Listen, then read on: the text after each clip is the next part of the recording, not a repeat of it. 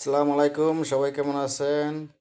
আমি আছি বাতারিয়াত ফিলিপিন মার্কেট। এই যে দেখেন, বাংলাদেশি ভাইরা পুরান কাপড় বিক্রি করে বাংলাদেশের মতো। সৌদি আরবও এখন পুরান কাপড় বিক্রি করে, বুঝছেন?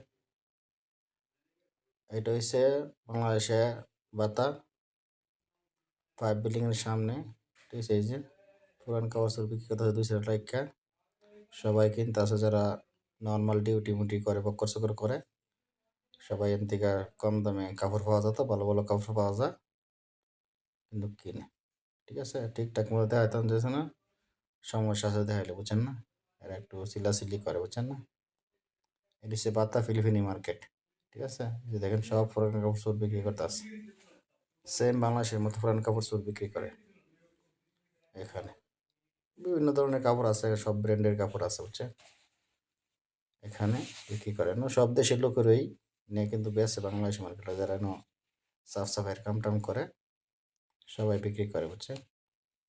কাপড়টি ভালো পাওয়া যায়, 15 টাকা 20 টাকা 10 টাকা 5 টাকা যাওয়াই পাওয়া যায়। সামনে এই যে মার্কেট, ফিলিপিনি মার্কেট, এখানে সব ফিলিপিনিরা মার্কেটের করে, জানেন?